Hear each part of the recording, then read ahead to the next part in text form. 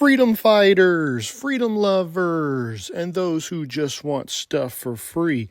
Greetings and hello. It is I, your favorite borderline libertarian social studies teacher, whose love for free speech might just land me on a government watch list, Mr. Palumbo, and this is the Professor Liberty Podcast. How's everyone doing out there? Thanks for tuning in, folks.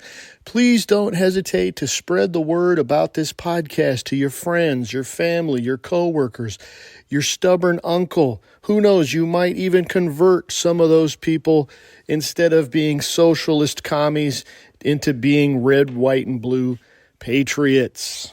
If you haven't liked the program, please go to wherever you listen to podcasts. And I know there's alerts where you can get notifications when a new podcast drops. If you could do that for me. Also, you can go to teacherspayteachers.com, and I have activities and worksheets and lessons that you can use for your homeschool or your classroom needs. If you'd like to email the show, the email is professorliberty1776@gmail.com. That's professorliberty1776@gmail.com. Send me your questions, your comments, your queries, your concerns, whatever you want. Okay, I look at all of it, so just go ahead and send it to professorliberty1776@gmail.com. Well, it's getting really spicy out there, folks. It's getting real wild. We've got bombs flying, and we've got war starting, and we've got ceasefires kind of starting and stopping. And so I thought I would dig deep into the crevasses of my college education when I took international relations, because that's what you do when you have a political science degree. And did I ever need it? Well, I needed it now for a podcast. We're going to talk about something called the defense dilemma today.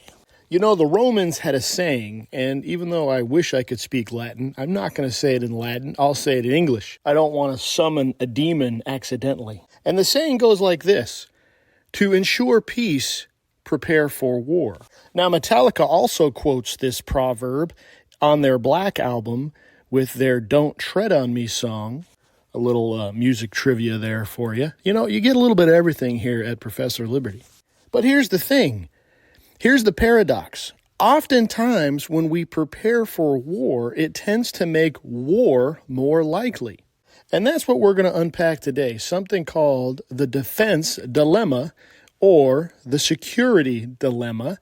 And we're going to talk about how it shapes global politics more than most people realize. Now, before you hit the snooze button, because this sounds like some dense political science jargon, and you want to hear influencers go at each other, and you're pro-Israel, so you're a traitor, and we should destroy Iran. Look, I'm not a provocateur, okay?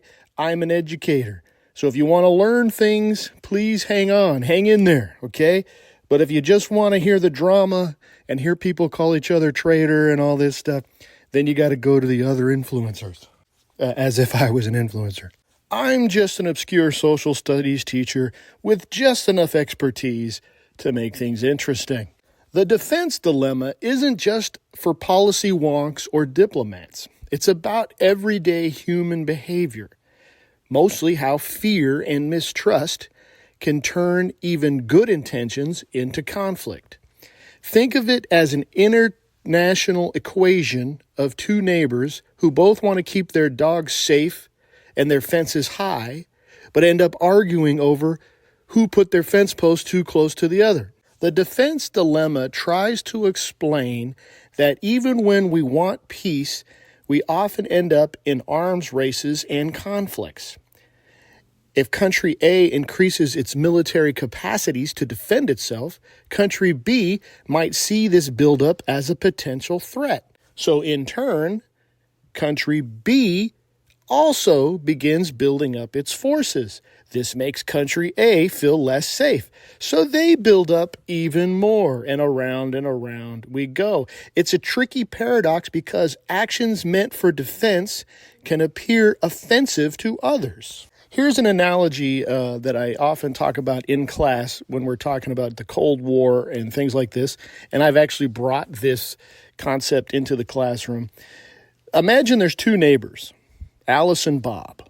One day, Alice brings home an ominous black case, which probably holds a couple of firearms, pistols. Bob sees her pull this case out of the car and, suspiciously walk into her home. Bob notices this and starts to wonder, why is Alice buying guns all of a sudden? Is this neighborhood not safe anymore? Do I need to get a gun too? So Bob goes out and he buys a shotgun to protect himself. And Alice sees this. When Alice sees Bob with his new shotgun, she's worried. Why does Bob need a shotgun? What kind of sneaky plans does he have in store? Bob's a Republican and I'm a Democrat. I know Alice, being a Democrat, probably wouldn't have a gun, but come on, guys, stick with the analogy here. So Alice upgrades her security again. Maybe she adds a security system, or she buys more firearms, bigger, more powerful firearms. Now Bob feels even more threatened, and maybe himself goes out and buys more weapons. Pretty soon, what started as each neighbor trying to feel safer turns into an escalating arms buildup, with both feeling less secure than before. The friendly neighborhood vibes fade, replaced by suspicion and fear, and they barely talk anymore. They probably don't talk anyway because, like I said, one's a Republican, one's a Democrat. This is the defense dilemma in a nutshell. Understanding this helps us see why even peaceful countries feel trapped in a never-ending race for military superiority. It's not just about raw power, it's about the perception and the deep challenge of building trust. The defense dilemma also sheds light on why disarmament is so difficult. And the Cold War is probably the most famous example of the defense dilemma in action. After World War II, the U.S. and the Soviet Union emerged as superpowers with very different ideologies. Each side built up massive nuclear arsenals, not because they wanted to use them, but because they were terrified of the other side. Eventually, both sides had such massive nuclear armaments, or stockpiles, that the concept of MAD arose, mutually assured destruction. And mutually assured destruction basically is, if they shoot their bombs, we're going to shoot our missiles, they're going to shoot their missiles, and we're all going to die. So that's kind of kept everything in check, and then to some degree it still keeps the world in check today. But the Cold War was a globe-spanning game of chicken. I asked my kids just this year if they knew what the game of chicken was. And since none of them go outside to ride bikes anymore, nobody knew what chicken was. Anyway, both sides have enough nuclear weapons to destroy each other, right? That was that mutually assured destruction. So careful diplomacy and clear communication was needed to avoid disaster. Think of the Cuban Missile Crisis, which I think brings the defense dilemma to life with this conflict. October 1962, the U.S. discovers that the Soviet nuclear missiles being installed in Cuba were just 90 miles from Florida's coast. President Kennedy faced a terrifying choice. Do we launch an attack and risk nuclear war? Or he eventually came up with the idea of a naval blockade and negotiate. Both sides were terrified of the first strike, but they were also deeply suspicious of the other's intentions. For 13 days, the world stood on the brink of nuclear disaster. It was only through back-channel diplomacy and mutual concessions that crisis was averted. And this is the Cold War in a nutshell. Everyone on edge, neither side wanting to shoot first, but no one wanting to trust the other. This is why Reagan's line, "trust but verify," became kind of a doctrine in regards to arms negotiations. It sounded hopeful, but it also revealed how deep mistrust was sown by both countries.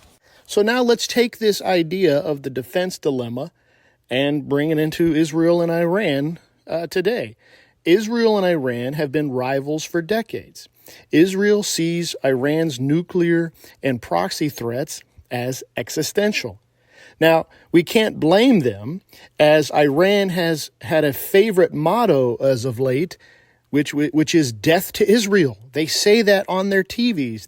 They chant that in the air. And we know that the Jews have had a history of people not liking them and genocide. So they take these threats seriously. And to be honest, we would take this seriously if we had a neighbor. See, we have two great oceans. Remember, we talked about the blessing and the cursing of geography. We have two great oceans. But could you imagine if Canada or Mexico was saying death to... Actually, I think Canada and Mexico say that. Anyway, let me get back to what I was talking about. So both Iran and Israel claim that they're acting defensively. So when Israel strikes Iran's nuclear facilities, they see it as a preemptive defensive posture.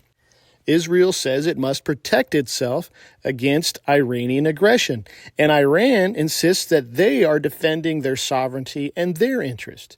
But each military buildup and strike make the other side feel less secure.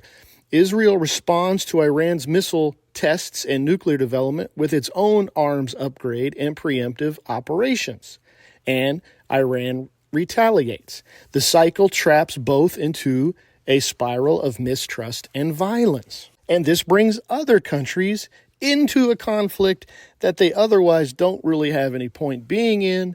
And because the United States is a close ally of Israel, it often gets pulled into these security dilemma dances. So here's the trillion-dollar question. If the Cold War ended 30 years ago, the Soviet Union collapsed, U.S. became the world's sole superpower, logic would say that there's no more mortal enemy on the horizon. Yet defense spending, shouldn't it have dropped dramatically after the Cold War? But it hasn't. Why not? Well, the defense dilemma offers a useful explanation. Even though the Soviet Union has vanished, the U.S. and other countries still face uncertainty. New players emerge, alliances shift, and threats evolve. From cyber warfare to terrorism to the rising powers like China, no country wants to be caught off guard. So there's a cycle of suspicion, and preparation continues. Another factor is that once military industries and bureaucracies grow, they develop momentum, an inertia of their own. Defense contractors, that means jobs, that means technological innovation, that means political clout. So it's no longer just about safety, but it's about money and influence too. You know, I used to live in Virginia when I was stationed in Virginia when I was in the Navy, and they've got shipyards over there. And they basically have these projects, these I don't know how long it takes to build a military ship, 5-10 years, submarines, aircraft carriers, and that's jobs, that's money, that's jobs for people, that's paychecks for people. But what happens when the job's done? Well, we need another ship. Well, do we need another ship? Well, I don't know if we need another ship, but these guys need jobs and these guys need paychecks, so we'll just build another ship. So simply put, the Cold War necessarily didn't disappear, it just transformed. The U.S. and other nations keep their military edge partly because of the fear of what might come next. And the United States wants to maintain sole superiority. And so there's paranoia that comes with that. But here's the thing that no one wants to talk about. Once a country stockpiles enough weapons, there's pressure. There's real pressure to show them off. I'm not saying that leaders want to start wars, though I think some of our members of Congress and some of our quote-unquote influencers really want to start war, even though they're not going to lace up their boots and go, but that's a whole nother podcast.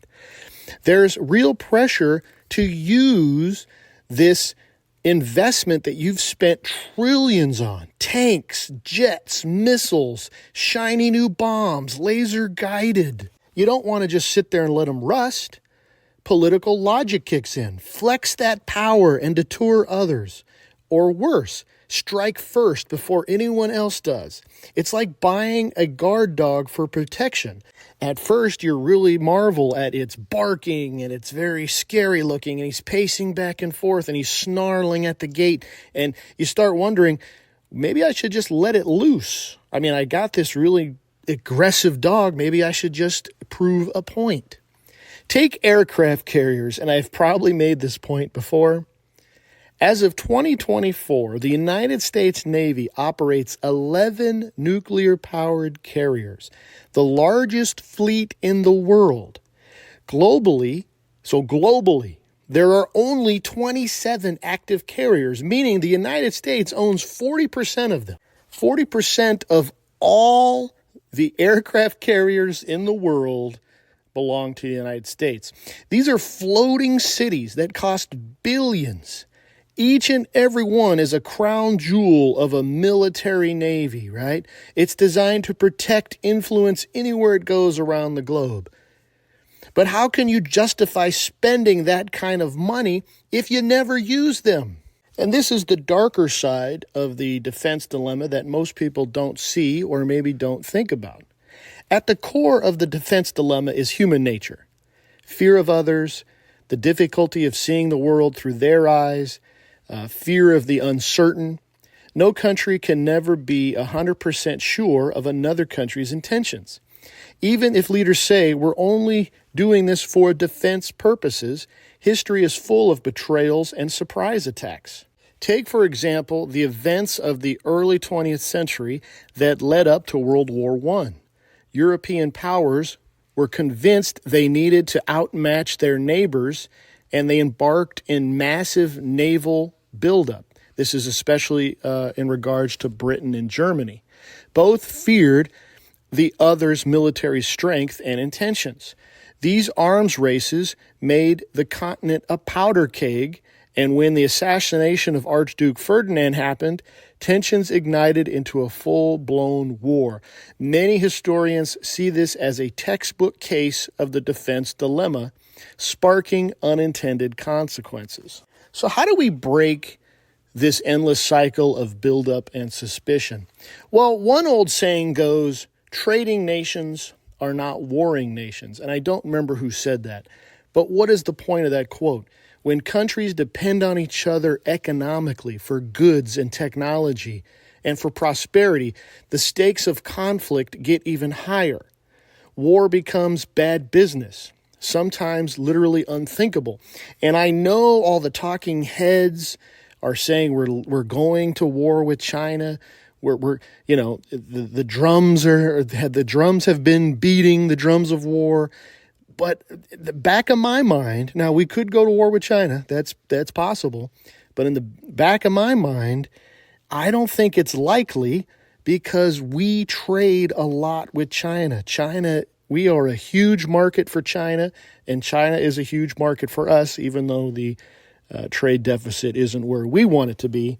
My point is, I think if cooler heads prevail, war with China could be unlikely because of the economic ties that we have established going all the way back to President Nixon. So it's not easy. Trust takes time, transparency, and cooperation. Let's think back to our neighbors, Alice and Bob. If they would have started talking, get off the social media where all Democrats are demons and all Republicans are redneck Klan members, stop listening to that crap. Share your concerns. Agree on boundaries. How many times in your life have you totally made up all these assumptions about something or someone, and then you go talk to them, and it was a completely different reality? Well, just like people, that happens with countries.